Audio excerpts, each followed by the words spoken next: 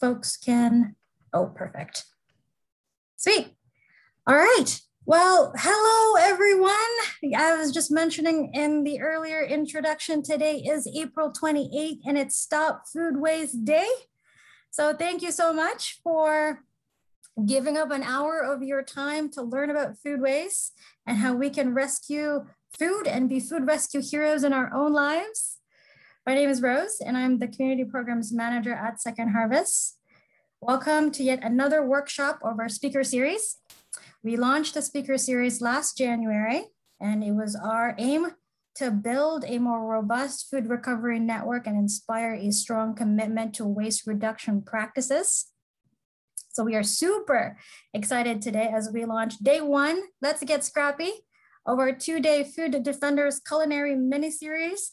We will be featuring special guests who have mastered the art of using food to its greatest potential. And today is a special treat. So we have Mr. Bob Blumer.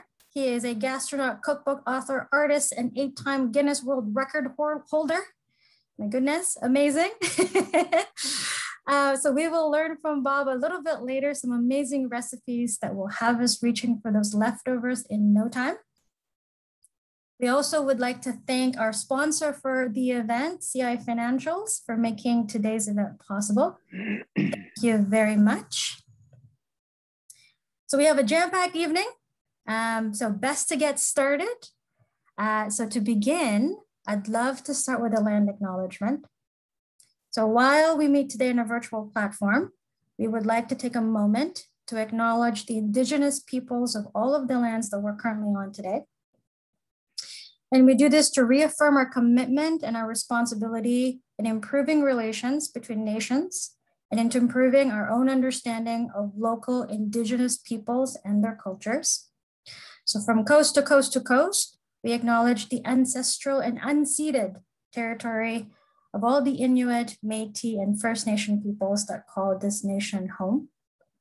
So please join me in acknowledging the harms and mistakes of the past, and to consider how we can, in our own very special way, try to move forward in a spirit of reconciliation and cooperation. So thank you very much. Okay, so for those of you who are not familiar with Second Harvest, we are Canada's largest food rescue organization and an expert in food perishable recovery. Our dual mission is no waste, no hunger. And it's our commitment to the planet that is both environmental and community focused. We have an incredible 36-year history rescuing unsold surplus food from across the food supply chain and redirecting that food to charities and non-for-profits to serve their in-need communities. Okay, so a few housekeeping rules before we jump to the meat and bones of everything. So this session is being recorded and we can share that recording with you after the workshop. Currently, your video is off and your audio is muted. We do welcome any input you may have. So comments, concerns, questions, we want to know about it. So please let us know in the chat. My colleague Krish will be monitoring that chat today and providing some support. So perfect. Okay, so before we start, I'd love to get a read of the room to see how knowledgeable we are already. So if you could please take a few minutes to just answer the first poll of today's session.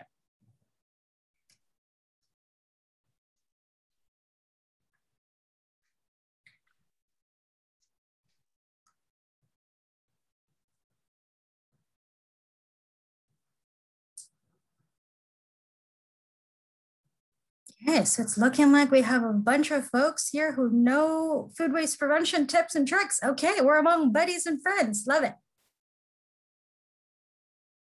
Sweet. So a couple more. We're waiting for a couple more folks to just put in their answers. So quickly drop it in there. 10 more seconds perhaps, and then we'll close that poll.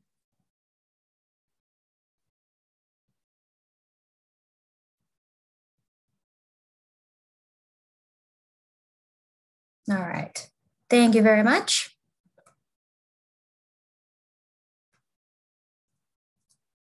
Okay, so this will be the agenda for today. We will first unpack the avoidable crisis of food waste. We will then learn food-saving recipes from Bob Blumer, which I'm so super excited about. And we will join him from his home directly in Los Angeles, so that will be really neat. At the end of the workshop, hopefully you will be equipped with fun and engaging food waste prevention strategies, and we will be sharing a lot of them throughout the workshop, so please keep your eyes and ears open. This will be a jam-packed informational session on food waste prevention for sure. So let's start with this question. What is the avoidable crisis of food waste? So we asked this question actually back in 2019. And in order to answer it, we invested in research to better understand the depth and breadth of food loss and waste in Canada. It is the first study that has captured primary data across the food supply chain using a standardized measurement. And our results were, well, they were pretty troubling. So get this, our research showed that 58% of everything that we produce and import in Canada is wasted every single year. That's the equivalent weight of 35.5 million metric tons, or the weight of 350,000 blue whales. And I just want to point out really quickly here that blue whales are the largest animal in the entire planet. When we dug a little bit deeper, we found that 32% of that waste is completely avoidable. It's food that you and I would go to the grocery store and be completely happy to buy. And that's the equivalent weight of 11.2 million metric tons, or the weight of 90 CN towers. That's the amount of good food that's being wasted in Canada every single year. When we looked at where across the food supply chain food waste happens the most, here's what we found. We found that food loss and waste occurs across the food supply chain, from production all the way to consumption. The largest contributors to overall food loss and waste are in the production and processing stages of the supply chain, at about 24 and 34% respectively. Manufacturing, household follow at about 13 to 14%. Then we have hotels, restaurants, institutions like schools are collectively at 9%. And then we have retail like grocery stores and distribution centers coming at you at 4 and 2% respectively. So when we waste food, we're also wasting a lot of other things. And that's mainly because food costs us something. And here are some of them, right? We need land. We need a lot of land to grow food. In Canada, 53% of our land is devoted to just growing food. In the US, 44% of land is considered agricultural land. We need water. We need water simply because the plants need water in order to grow. But we also need water to ensure that we can maintain the food safety of our food. We need energy, lots and lots of energy in the form of electricity and fuel. We need labor, right? We need the effort of a lot of hardworking people from across the food supply chain. We need farmers, we need factory workers, drivers, retailers, all working together so that food can get to us. So when we waste food, we're wasting all of these resources as well. But I think the one resource that hits home for many of us is the loss of this one, is the loss of money. So get this, in Canada, our food loss and waste cost a whopping $50 billion every single year. That's a lot of money. So looking at per household in Canada, we waste about $1,766 per year. That's the amount of good food that's going to waste in our kitchens at home. So yeah, lots of things are being lost. I think financially, that's a $2,000 savings every single year is insane. I can think of many other things I could buy with $2,000. I'm actually really curious. In the chat, let me know, what would you do with $2,000 in savings? In the chat, let me know. Would you go on a trip? Is that something that you'd like to do with $2,000? Donate it, travel? Yeah, where would you travel? Save for retirement? Go on vacation? Go to Italy? Yes, absolutely, great place. Pay tuition, 100%, $2,000 every single year? Yeah, you could save up for tuition there. Rent, oh my goodness, yeah, the rent in the city is just skyrocketing. So yeah, for sure. Car repairs, absolutely. I see Leslie here would go to Spain with her $2,000, absolutely. I'd use it too to visit my parents, my grandparents in the Philippines, absolutely. Katie, to buy more good food, absolutely, yeah, you could also use that. I love it. Yeah, you could use it to visit family once this whole COVID thing is done. You could do house repairs with it. You could buy a computer about it. You could go on a trip. Like, there's so many things you could do with $2,000 of saving every single year. Absolutely, right? So all of those that you've just shared with us, buy a Chromebook, right? Not pretty good. I like that. All of that are infinitely better than throwing your money, $2,000 worth, in the garbage every single year. So you might be thinking, all right, Rose, it's the COVID pandemic, right? There's lots of folks struggling. Could we just give the surplus food to people in need? And the answer to that is absolutely. And here's why. Right? So before COVID even began, 1 in 8 Canadians belonged to a household that was food insecure. Since the COVID pandemic began, 1 in 7 Canadians indicate that they live in a household that is food insecure. So that means over 5.6 million Canadians struggle to put enough food on the table.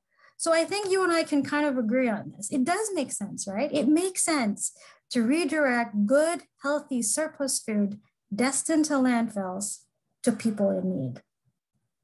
So what can we do, right? What can we do how can we tackle the issue of food waste? How can we make small changes in our own lives so that we could be part of the solution? Well, really, one fun way to do it is cook from scraps. So to show us how it's done, we have Mr. Bob Blumer with us today. He is best known as the creator and host of the Food Network's award-winning shows like Surreal Gourmet and Gluten for Punishment. He has published a whopping 7 cookbooks, folks, and he has made multiple appearances around the globe talking about food and food waste prevention. He transforms ordinary ingredients into wow-inspiring dishes through simple cooking methods and whimsical presentations that have become his culinary trademark. Bob is an ambassador for Second Harvest and also Love Food, Hate Waste. So we're so excited to have him with us today. So as Bob cooks for us, please feel free to send in questions and comments in the chat.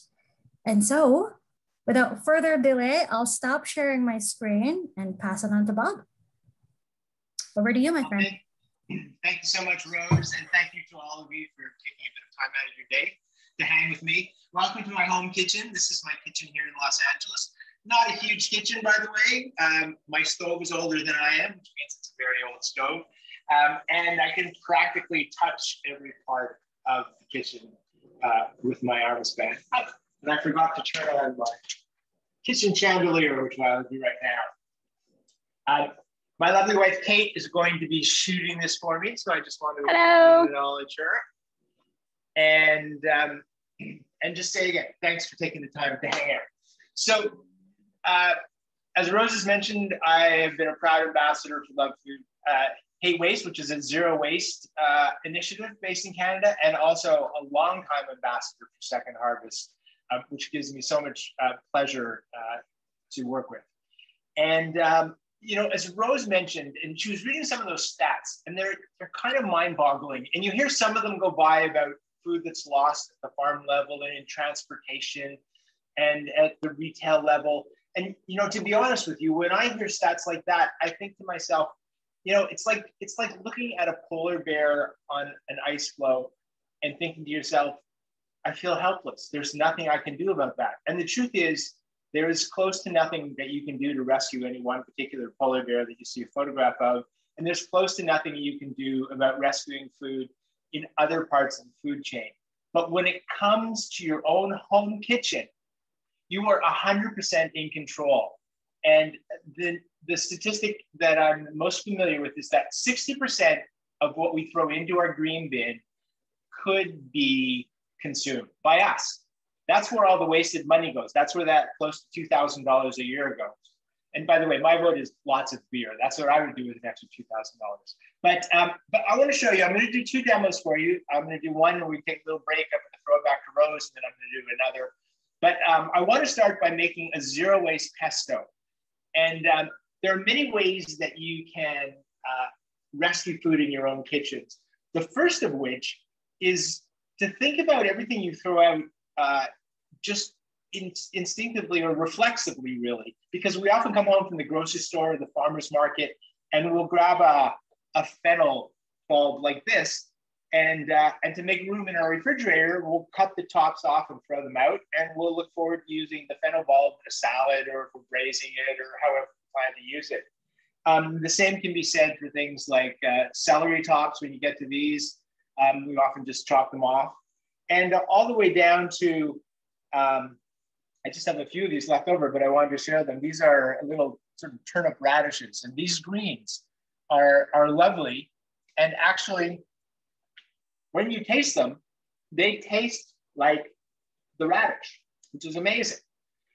So that's the first thing, is to rethink everything that you throw out. What you should do is taste them. And if they taste good, there's probably a way you can use them in stir fries, in soups, or in a pesto like this. And then the other thing we often do is, if there's just a little bit of something left over, we're often a bit too lazy about wrapping it up and saving it, or a little too lazy about scraping that last little drop, or, you know, the last little scoop at the bottom of a jar. And that's part of what adds up. All those last little scoops, when you do the math times the number of households in Canada, roughly 10 million, that, you know, 10 million households times that an eighth of an onion, times, say, 1 onion a week times 52 weeks of the year, that adds up to a whole, don't make me do the math, but that adds up to a whole lot of onions. So with all of that said, I want to show you how to take some of these things that I pulled out of my refrigerator and a couple of things I was going to throw out over the last couple of days that I thought, nope, I can be rescuing these, and we're going to make a zero waste pesto. So traditional pesto ingredients: basil, garlic, pine nuts, olive oil, and Parmesan cheese. So instead of basil, as I was saying, let's use some of these tops. So I'm going to take some of these Fennel Fronds, which, by the way, are super tasty. It's kind of a cross between licorice and dill. And I use these as a garnish. I use these anywhere I'd use dill. If I had some smoked salmon, if I was lucky enough to have that, anything like that. And these are always great. So I'm very careful about protecting these in my refrigerator. I've got these gorgeous celery tops here. I'm going to tear these off, and I'm going to find some other use for the celery. I will, that's just a couple of beet tops that I found at the back of my fridge from some beets. And I'm just going to pull off a little bit of what the best of this, these turnip tops. And here I found that's parsley stems with just a wee bit of parsley left. But these are still great. And you know what? If you've never tasted a parsley stem, now's the time. Tastes just like parsley, not surprisingly. All right, that takes care of our greens. So we've got the equivalent of basil. What else do we want? Pine nuts. Well, I don't have any pine nuts, but I was just about to toss this empty jar of peanut butter, actually almond butter. You can see that that's totally empty, right? Wrong. This is one of the great tools of zero waste cooking.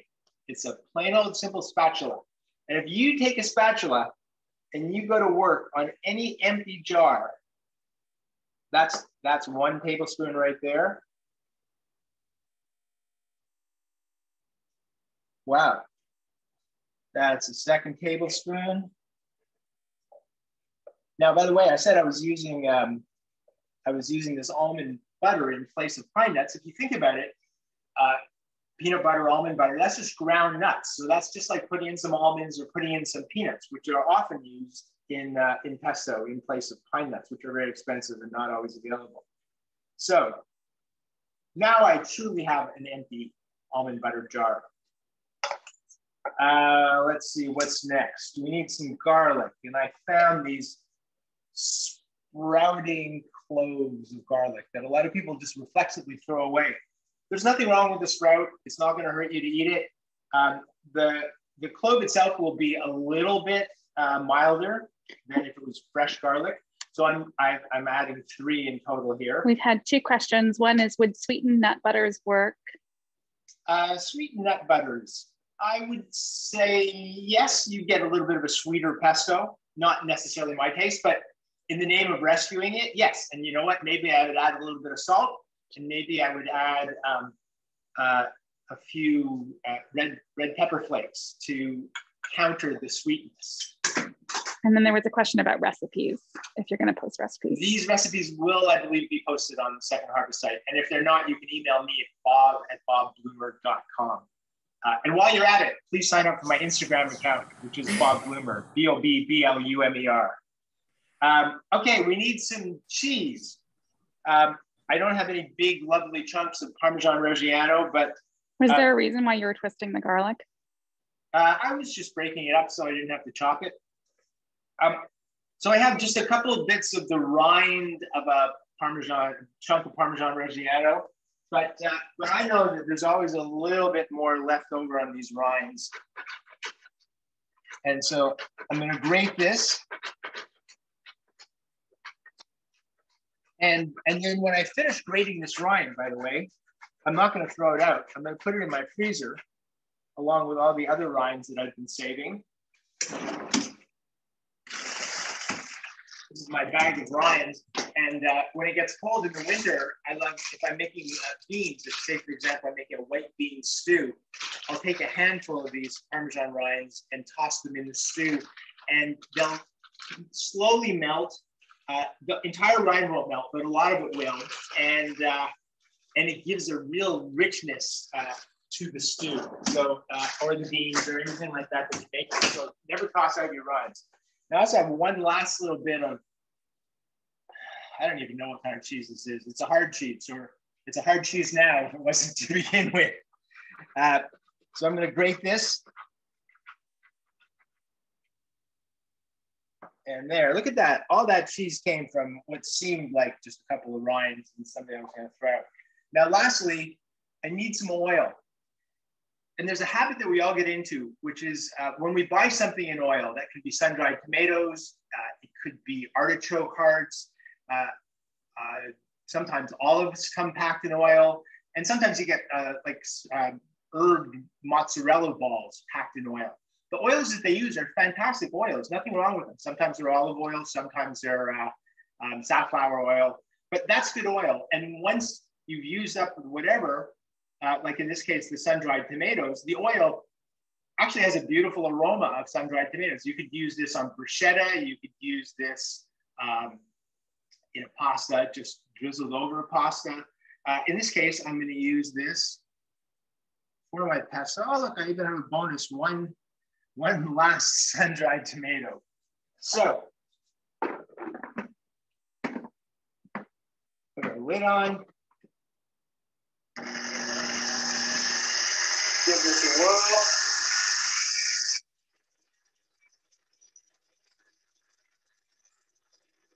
You might want to add just a you don't want to put in too much oil, a little bit of water.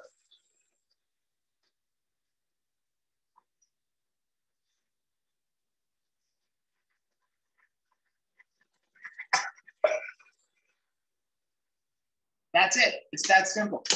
So, while we're here, since I happen to be TV host, and since I'm missing being on television, I thought it would take this, the final step, and show you how to turn this pesto into a lovely pesto pasta, because there's one little trick that not everybody tells you about making delicious pasta.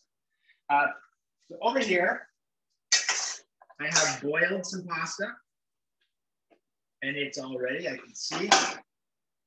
Just the look of it tells me it's done. It's totally done. I'm going to take some of my pesto.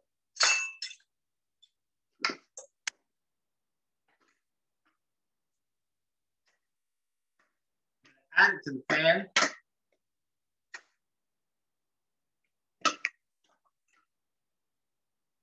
And now I'm going to grab my pasta straight out of the pot with the pasta water. And now here's the trick. Anytime you're making a pesto like this, or any kind of sauce, see, you can see that this looks great, but that sauce is a little too thick and a little too gloopy, and it's really just sitting on top of the pasta. It's not integrating itself into the pasta. So I'm going to take my tongs and toss in a little bit of that starchy pasta water. And look at that. See how that's turning the pesto into real sauce. Yeah, and it's even absorbing it. So you can see now it's a nice thick sauce. I can even use a little bit more water. Some of this extra pasta is trying to escape. And there we go. Now, one thing I learned from growing up in Canada is that if you're about to serve something hot, you go into your cupboard, you grab a bowl. Your bowl is often ice cold. So the last thing I want to do is I'm just going to take a little bit more of that warm pasta water and warm my bowl. Dump that out.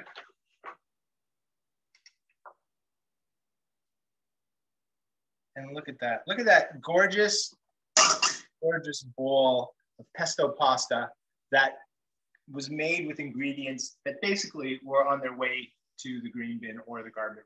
Taste it. That's what rescuing food is all about. It's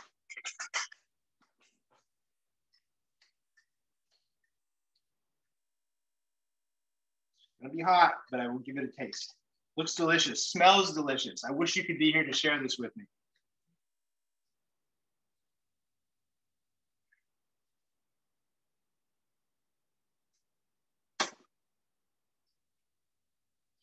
Oh, you know what? I get a nice hit of the garlic. That's a rich, beautiful sauce. The greens, there was no basil in there, but they're equally as tasty. We're accustomed to thinking, oh, you have to have basil in your pesto, but they are equally as tasty as the basil. But of all the flavors, you know, the one thing that I think I'm appreciating the most, and this has to do with all the money you save every year when you do what I did and rescue ingredients. The thing that makes this taste the best is the taste of free and the pleasure you get from rescuing ingredients. Those two things alone make this as satisfying a bowl of pesto pasta as you could ever hope for. So Rose, I'm throwing it back to you, and I'll come back in 10 minutes or so, and I'm gonna clean down my kitchen and we're gonna make something completely different. Back to you, Rose. Thank you so much. Oh my goodness, amazing. The chat is exploding, Bob, with yummies and I want some. And even David said, send some food via Zoom if you can. Yeah, no problem. As soon as I invent that, I'm going to get right on it, okay? Done. We'll hold you to it, my friend, for sure. Buy those stock options now. Oh, for sure, for sure. Okay, so as Bob is preparing for his second recipe, I actually would love to throw it back to our audience. So let me just quickly share my screen one more time. Amazing. So we want to throw it back to you guys. So I want to know in the chat, what is your food saving tip or recipe? What do you do to save food at your home kitchen? Kathy said, oh yes, she loves warming. Oh, me too. I love that. Warming the bowl with that hot water. Genius. Freeze everything, says Jill. Make a broth. Freeze leftover bread, game changer in my household, 100%. Make soup. What else can we do? We have a lot of soup lovers. Yeah, it's been really cold here in Canada for a little while. So yeah, making soup, I'm all for it. Tops of veggies, yeah, 100%. Does anybody compost their food scraps? Some of us do. You can regrow your food scraps as well. 100%. Freeze your leftovers. I'm seeing a lot of that. Oh, buy ugly fruits and veggies, 100%. Thousands and thousands of acres of fruits and veggies are plowed under every single year. So next time, when you go to your farmer's market or your regular grocery store and find ugly fruits and vegetables, I would encourage folks to grab those. Regrow green onions, 100%. I have that on my windowsill too. Good stuff. Make soup stock, 100% from your veggie scraps. I often will have a freezer bag that I keep filling with skins of onions and vegetable peels. A good friend actually showed me this trick, so good stuff. Leftover rice can be used for fried rice. Oh, we might see something really interesting in a little bit for that. Feed to my chickens, absolutely. You could also have your animals score some surplus food. Stone soup, cornerstone recipe, 100%. Yes, shout out to IKEA who's developed a scrap cookbook, which is free. So Madeline has hooked us up with that link. So feel free to head to that link and see more cooking from scraps recipes. Okay, so here's a couple more from us. Did you know that you can actually eat food past the best before date? Fun fact. So as long as we practice proper food handling practices, we can eat food past the best before date and live to tell the tale. So best before dates are a manufacturer's best estimate of the peak quality of that food. And it's not a food safety indicator either. So let's actually do a quick game. So let's launch the second poll of today's session. And I want to know, how long past the best before date do you think these food items are still good to eat, keeping in mind that they have been handled properly and they're not open? So how long past the best before date do you think these food items are still good to eat?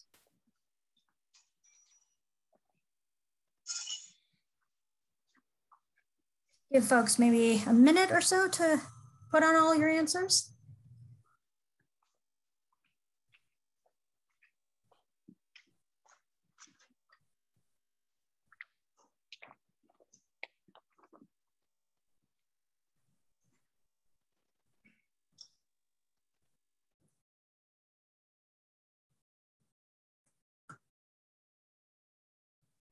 Amazing. 10 more seconds, folks. Get your questions and answers in.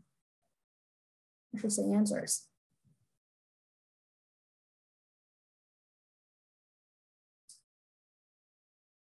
All right, let's stop that poll and we can share those results. All right, so the first question, how long past the best before date do you think dairy, like milk and eggs, are still good to eat? Some people say 1 week. It's 2 weeks. Isn't that crazy? 2 weeks past the best before date, folks, for eggs and dairy. That is insane. And if you freeze it, milk is good 6 months past the best before date. Fun fact. The second question, how long past the best before date do you think canned vegetables or meat is still good to eat? 1 year. Isn't that insane? It's a good 1 year past the best before date. And finally, the last one, my ultimate favorite, because I'm such a rice fiend. How long past the best before date do you think rice or cereal is still good to eat? 1 year past the best before date. Mind blown right there. I want to know in the chat, have you eaten food past the best before date? Yes or no in the chat? Yes. Yes, says Caitlin. Absolutely, says Rachel. Adrian, absolutely yes. All the time, says Aisley. Yeah. Eating yogurt past the best before date right now, says Kira. Oh my goodness, absolutely, right? You can eat food past the best before date and live, my friends, as long as you practice proper food storage and handling, which most of us do anyway. Perfect. So here's a couple more resources from us.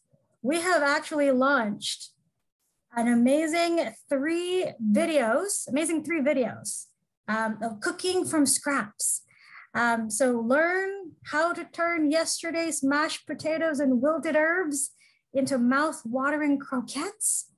How about using those broccoli stems and potato skins to make broccoli stem soup and potato skin croutons? I saw a bunch of folks say they love soup, so that will be perfect for you. And perhaps my ultimate favorite, instead of throwing leftover or bruising veggies or last week's meat dinner, how about throwing all of that in a pot together and make delicious quick stew? So head to our YouTube channel, Second Harvest, to access these amazing videos. The link is in the chat. So feel free to check those videos up.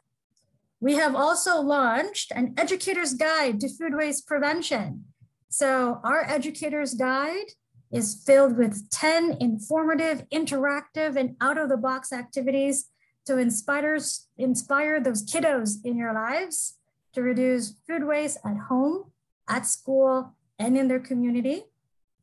So from regrowing food scraps to busting food date label myths, the guide will support your children in becoming agents of change.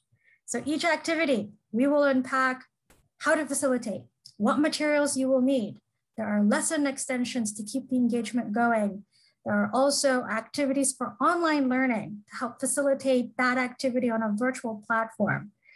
We have developed the educator's guide for all educators at large. So whether you're a teacher, a parent, a camp leader, a guardian, an older sibling, anyone can access that guide and inspire children to reduce food waste at home and become food waste food heroes.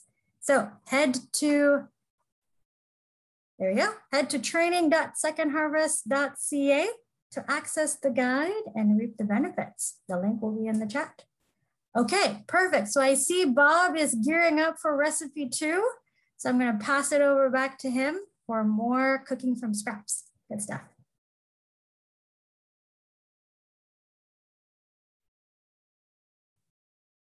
Go on a limb here, go on a limb and say that this pesto might even be better than traditional pesto. Don't tell any sweet old Italian grandmothers, but it's pretty delicious. All right, so here's what I've done, Rose. I know that I do the best. I'm very conscious about what I throw out. And I know that a lot of the people who are watching today are watching because they are already zero waste heroes and they might want to pick up some new tips.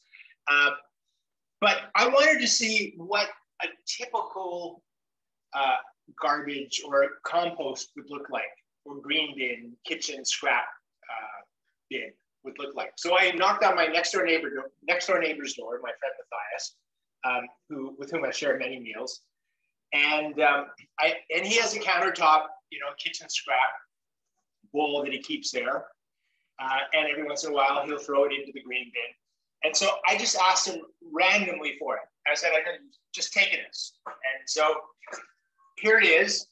I'm not quite sure what's in it, but we're going to discover what's in it. And then we're going to make something up. This is just like a, Top Chef challenge or whatever. So let's just dump this out on the tabletop here. And we'll see what we've got. Some pineapple, that's cabbage leaves. There's an egg. Why would you throw out an egg? Oh, it's past its expiry date. Got some broccoli stems. Last a little bit of mint here.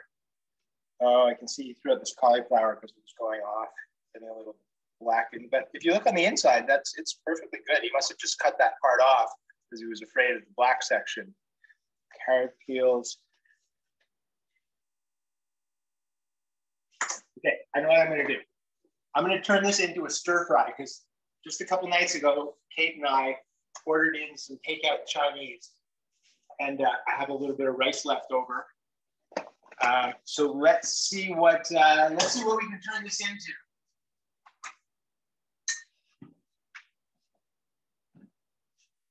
That's how I turn my stove on, by the way.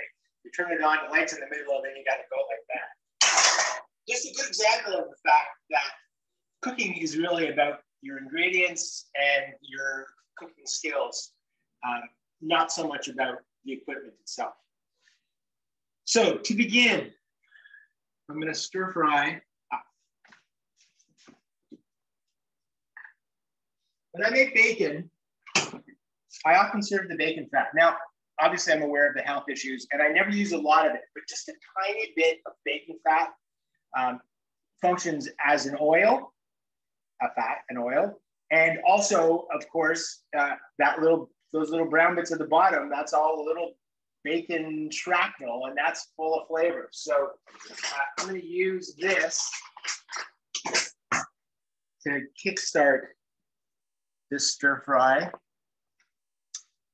I would say that's a generous teaspoon and a half. Not so much. Now let's get started here. What do we have here? This is an onion. I mean, obviously there was a large onion here. I bet Matthias got this at the farmer's market. He chopped off the top, as we often do. But you know what? Onions are full of flavor all the way from the onion ball all the way to the top. If I taste the very top here, that's onion. It's a lot milder than the bottom, but it's certainly onion flavored.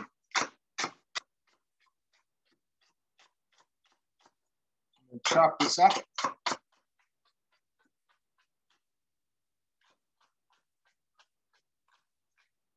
I can use absolutely all of it. Nothing wrong with that. The higher I go up the stem, the more fibrous the greens are. So I'm cutting them smaller and smaller and thinner. But that's still full of great onion flavor. Into my wok. Oh, look at this. Matthias used a paring knife to peel off some ginger skin. Oh yeah, 3 of these. Let me show you a little trick. I have some ginger myself here. So first of all, you can eat all the ginger skin, but if you want to minimize the amount of ginger skin that you lose, you just take a spoon, and you peel like that. And then we have a question from the audience. Kevin wondered if it was actually a leek. Looks like a leek on the screen. It could have been, but I actually think that was an onion. A spring onion. Yeah, that was a spring onion. We're a little bit ahead of you there, Kevin. So in terms of that's a spring onion. But if you know, all recipes, including, I'm embarrassed to admit, recipes that I write have written in the past because I've changed my ways. But recipes say take the bottom third, the white section of a leek, and that never says what to do with the rest of it. But you can do exactly what I just did. Sometimes the very outer sections of the leek are a little bit fibrous, so you might want to just cut a slit and peel off the 2 outer layers, but then cut it finely, and it'll be perfect. So I'm going to use this ginger along with the ginger skin. Chop this up. It's going to be fantastic. Toss this in. Now let's see. I'm going to just toss the eggshells into my compost. That's a broccoli stem that Matthias has tossed. But if you peel off the outer bit of the broccoli stem, it's actually fantastic. If you cut it thinly, either on the bias or lengthwise, it's really great. In fact, a lot of companies now make broccoli coleslaw, using this section of the broccoli stem that was once thrown out. So this is a little bit too fibrous, so I'm going to put this in my green bin. And cutting this into long strips. Down a bit. Now look at that. You can see that the core here, and let's just have a taste of this. And this, by the way, is the best way to figure out when things can be rescued or not. Just taste them as you go. Super crunchy, Super tasty. I'm gonna cut this one on the bias like this. And full of broccoli flavor. So I've got broccoli sticks here, and I've got some cut the other way over here. Adding them to my pan. Got some mushroom stems. Sorry, I'm making Kate dizzy here. I can tell, but some mushroom stems. I'm gonna cut these on the cross section. Some carrot peels. Carrot peels, that's the outside of the carrot. Still pretty good. It's gonna give me some nice color too. I'm gonna throw those in. Look at this. We've all been guilty of this, haven't we? You know, you're in a hurry, so you take your bell pepper and you just cut it down and you get all the good stuff, the fillets, and you toss this. Now, rescuing this little bit of bell pepper is on its own not gonna save the world, but how you do the little things is how you do everything. And here's the most important part. If each and every one of us, all of us who are watching, and then everybody who's not watching, who you can tell that you saw this little demo and you can tell them what you learned, share that information. If every single person rescued little bits as we're rescuing them right now, that would have collectively a huge impact.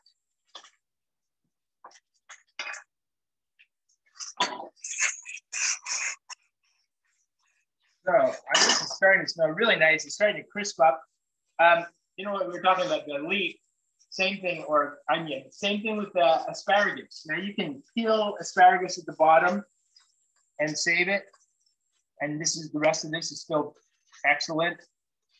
And then you also want to cut it crosswise into small little bits.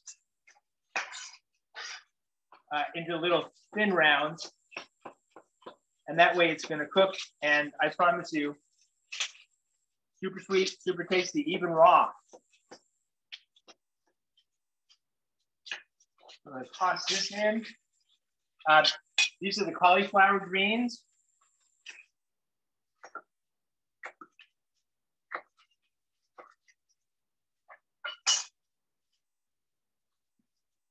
Same thing. Tastes just like cauliflower. These greens are super nutritious, super tasty. There's never a reason to throw them out. I'm also going to take this cauliflower core, the same way I use the broccoli stem, and I'm going to slice that up. Now, whoa, that's getting really nice and tasty. What else do I have? I have a few rescuable mint leaves. We're going to save these. And let's see what we can do with this cauliflower. Actually, you know what? I'm going to wait for a minute for this.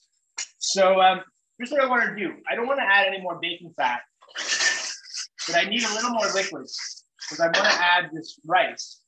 So actually, we'll add the rice first.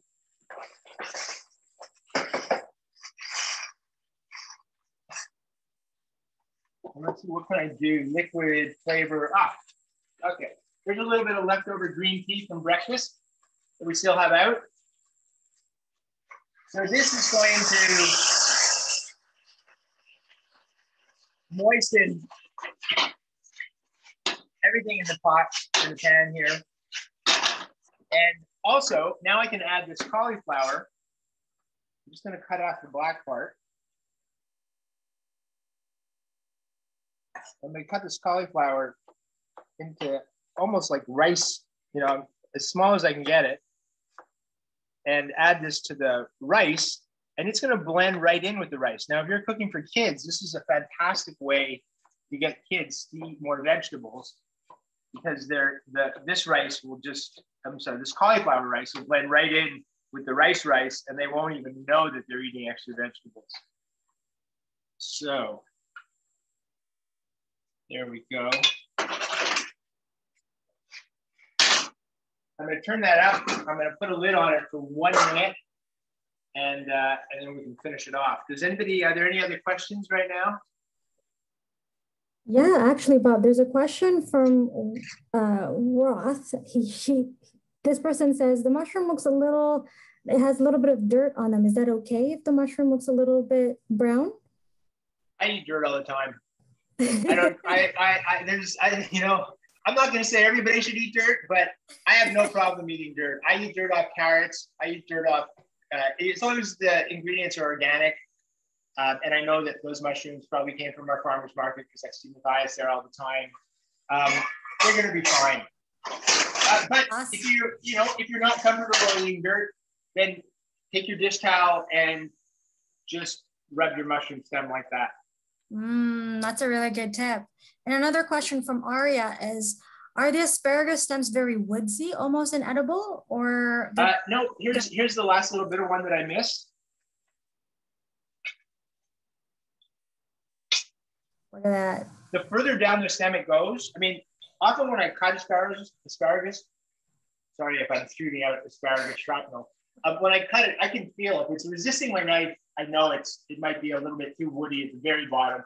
You know, the trick is, the old trick is you bend it like that, and where it snaps, you throw this part out. But the truth is, there's a lot left on this part. And depending on how it's been trimmed at your grocery store, either all of that's good, or at least a lot of it's good. And you can tell by just cutting a little bit and putting it in your mouth, as I just did. So this stir fry is almost ready. Now, I just went into my cupboard and got something that I know all of us have, because every time we order out any kind of Chinese takeout, or you bring home some Thai food, you end up with some soy sauce bags, and often they just sit in your cupboard for years, and then you clean your cupboards and you throw them out. So here's a great way to rescue these soy sauce bags. And one more thing, and this came with my Chinese takeout last night, a little hot sauce. Also, this would probably stay in my fridge for a few weeks until I got some mold developed on it. So there's a great use for it.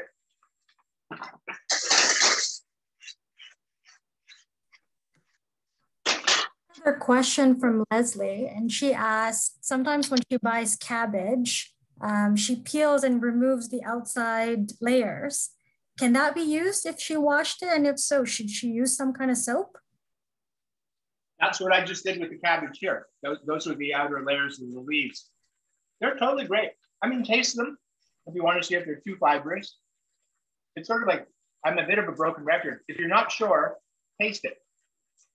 Or do what Kate does, and she gives it to me to taste. Now, I'm going to do one last thing with this expired egg, but I'm not quite sure if it's good or not. So here's a great little test. If you have an egg that is past its date and you're not sure if it's good, put it in a glass of water. And if the egg lies flat on its side on the bottom of the glass, or it stands on its tip on the bottom of the glass, it's still perfectly good to eat. If it floats to the top, well, then you're kind of hooped and you have to put it in the green bin. So this egg is obviously still good. I'm going to make a little bit of room in the bottom of the pan here.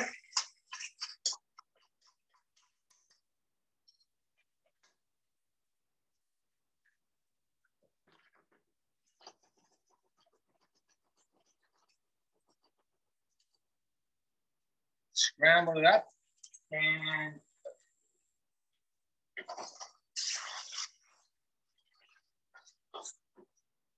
add that to my stir fry. I have another question here, Bob, from Angela. How long does takeout sauces last, you think? Oh, that's a good question. It depends. If they're in a sealed pack, like a ketchup pack, probably indefinitely. You should probably take it to the moon with you. But a sauce like the one that I have there, I would guess that would have a couple of weeks of life in the refrigerator, after which time I would probably have to throw it out. Awesome. That's a good tip. Okay, well, listen, we are there. That was real time rescuing real compost ingredients destined for the grain bin. And look at this delicious stir fry. Smells great. That we've made. Kate says it smells great. I'm getting wafting bits of ginger from this. And I'm gonna add one little thing, the only thing from this entire dish that I did not rescue. A few sesame seeds on top. And there you go. Oh my God, that looks amazing. It moves in for the beautiful close-up.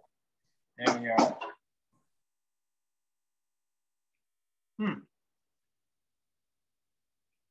Looks absolutely delicious. I'm telling you, there's all sorts of great texture there. Lots of very different flavors. Again, I'm getting that taste of free, and it's amazing.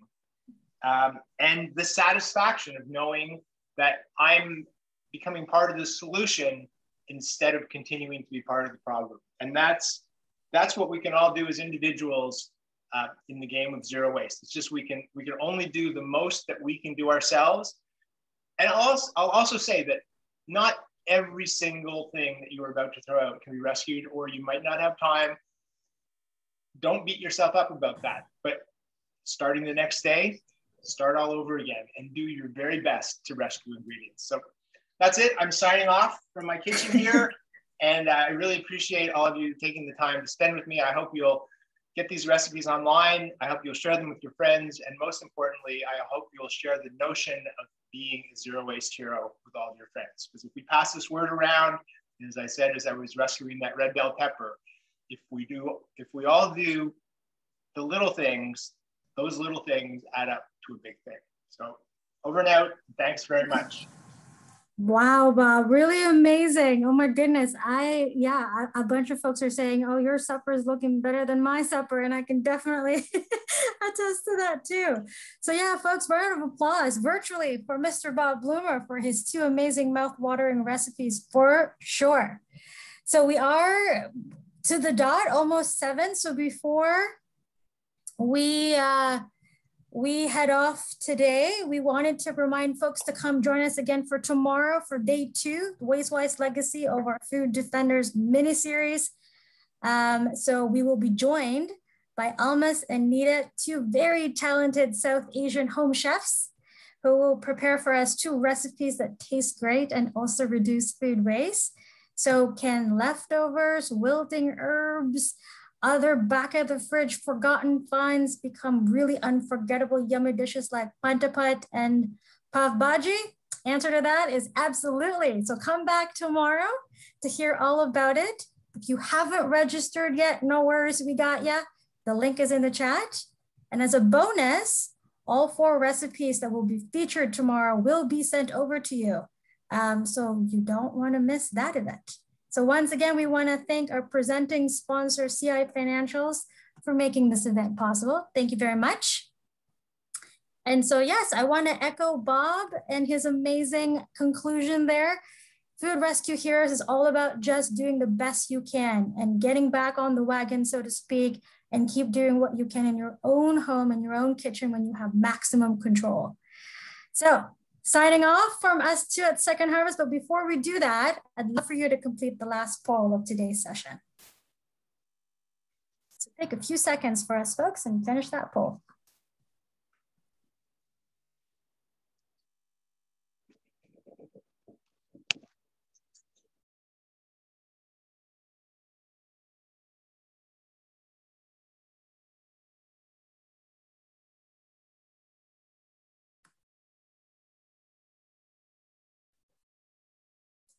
Right, keep going. Almost there, maybe 5 more seconds and then we'll close it off.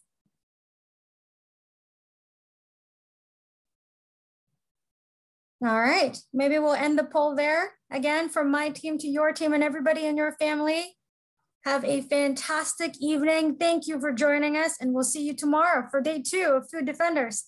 Come back on. Talk to you soon. Bye everyone.